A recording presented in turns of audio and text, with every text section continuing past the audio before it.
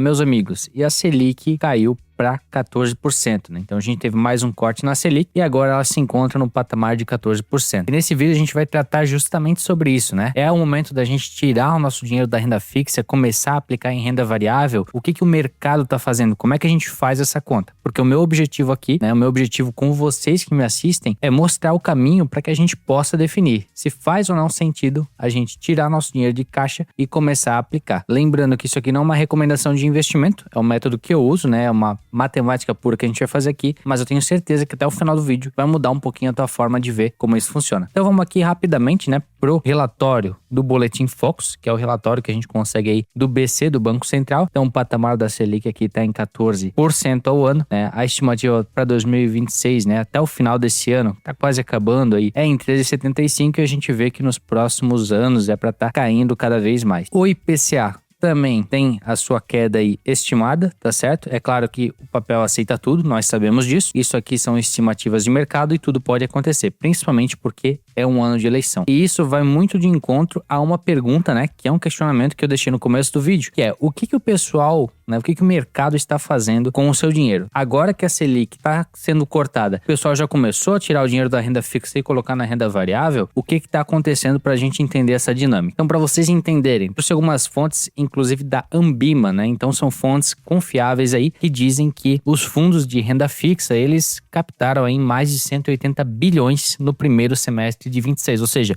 o dinheiro está indo para a renda fixa. E a Ambima também diz que os ETFs de renda fixa, eles ultrapassaram os ETFs de renda variável. Ou seja, como eu disse anteriormente, o pessoal está preferindo a renda fixa à renda variável. E é claro que muito disso tem a ver com a instabilidade desse ano que a gente está passando agora, né? Não tenho dúvidas que você aí no seu trabalho também já deve ter percebido que as coisas estão um pouco mornas, né? Estão tudo um pouco frio. O pessoal está esperando para ver o que vai acontecer, para aí sim começar a tomar as suas decisões. Enquanto isso não acontece, num cenário de juros altos, o empresário, né, quem tem dinheiro, é claro que prefere muito mais deixar o dinheiro parado, de certa forma mais seguro, rendendo, né, sem correr nenhum risco ali e gerando bons retornos, né? Até porque com uma taxa Selic alta dessa, eu acredito que eu e você faríamos o mesmo. E se a gente fosse falar como que a gente consegue estimar o momento certo de tirar o dinheiro da renda fixa e colocar na renda variável, né? Já que a gente sabe agora que o restante do mercado aí, ou sua maioria, não está fazendo isso, né? Como que a gente consegue estimar o momento exato em que isso vale a pena? Eu vou deixar desde o início aqui, reforçando que isso não é uma recomendação de investimento e isso vai depender muito da sua estratégia, né? De como você opera na bolsa. Mas para título de conhecimento, né, pra gente fazer essa simulação aqui, eu vou tomar dois cenários, tá certo? Uma pessoa que investiu R$1.000 numa caixinha da Nubank que rende 100% do CDI e essa pessoa resgatou esses R$1.000 no final do período de um ano, tá certo? Então, nesse período de um ano, essa taxa vai ser fixa de 14% ao ano, que vai ser a nossa Selic hoje, beleza? E uma outra pessoa que pegou esses R$1.000 e aplicou em um fundo imobiliário. Esse fundo imobiliário também, né, teve o seu resgate do valor ali ao final do período de um ano. Ele teve uma valorização de cota de 1%, então botei uma valorização bem baixinha pra gente simular aqui, até porque é um fundo imobiliário, e ele tá rendendo ao ano em dividendos 10%, fechou? Esses são os parâmetros que eu setei aqui pra gente fazer essa conta e entender essa dinâmica para que você também possa fazer aí na sua casa. Então vamos começar. Aqui no meu lado esquerdo, eu tenho a simulação da caixinha da Nubank, perfeito? Então, esse valor aqui são os R$1.000 iniciais. A gente vai multiplicar por 1 mais 0,1390. Por que 0,1390? Porque a nossa Selic hoje, eu vou escrever aqui no canto, tá certo? Aqui, ó, ela é de 14% ao ano. O CDI, que é o que a caixinha rende, 100% do CDI, a gente sempre considera ele pegando esse 14, tirando 0,10. Logo, 13,9%. Se a gente for escrever em números decimais, o 13,9%, na verdade, ele é 0,1390. Então, a gente só está pegando 1 e somando o 13,90 e elevando a quantidade de anos. Como é um ano, eleva a 1 só. Então, ao final de um ano, nós teremos R$1.139 lá na nossa caixinha da Nubank. E aí é muito importante lembrar aqui, que talvez é uma coisa que nem todos saibam, ou muita gente acaba esquecendo, quando a gente vai resgatar o nosso saldo da caixinha da Nubank, a gente tem que pagar o imposto de renda. É incidido IR sobre isso. mas é somente sobre o lucro que nós tivemos. Então o lucro aqui vai ser o 1.139, que é o que a gente tem lá no final, menos os R$ 1.000 que a gente depositou lá no começo. Logo, o nosso lucro, eu vou escrever aqui, ó, lucro é de R$ 139, perfeito? É sobre esse 139 que o imposto de renda vai incidir. Quanto imposto, Jonathan? E aí, para isso, a gente vai usar essa tabela regressiva de imposto de renda. Essa tabela funciona da seguinte forma, para você que nunca viu e está se familiarizando com ela agora, a gente tem aqui o prazo de investimento e a alíquota de IR que incide sobre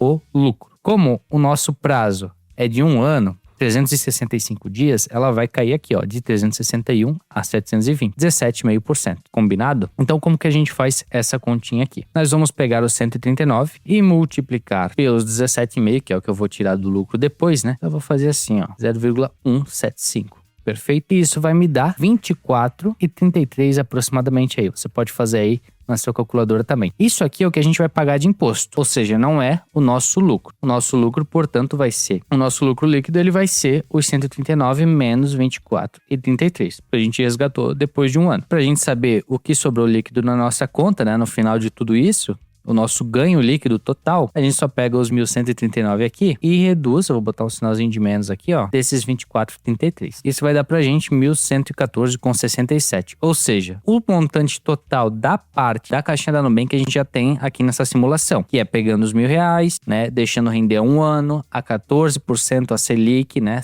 rendendo lá 100% CDI, a gente já viu que vai render 13,9% ao ano, e a gente já descontou o imposto de renda que vai pagar quando resgatar esse dinheiro lá na frente. Agora a gente vai fazer pro aporte no fundo imobiliário. A gente vai usar essa mesma lógica, perfeito? Só que o percentual de rendimento, lembra que eu falei que é 1%, então é diferente. A gente botou em decimal 1%. Eu não vou me ater aqui tanto ao detalhe da forma, porque é a mesma coisa daqui. Você pode deixar aqui nos comentários se tiver alguma dúvida, ou pode pausar o vídeo, voltar o vídeo para entender, perfeito? Mas saiba que dos R$ 1.000 investidos em fundo imobiliário, depois de 1 ano, na valorização de cota, não é no provento, a gente vai ter em torno de R$ 1.010 aqui nessa simulação, perfeito? Eu vou descontar primeiro o imposto de renda do fundo imobiliário para depois a gente somar os dividendos, porque os dividendos, lembre-se que são isentos de imposto nesse caso dos fundos imobiliários, perfeito? E é muito importante lembrar também que no caso dos fundos imobiliários, a gente não tem aquela tabelinha regressiva que eu mostrei antes para aplicação na caixinha da Nubank, né, que é na renda fixa. Toda a alíquota de imposto sobre lucro de compra e venda de fundo imobiliário é de 20%. Então a gente teve aqui, né, um ganho de R$ 10,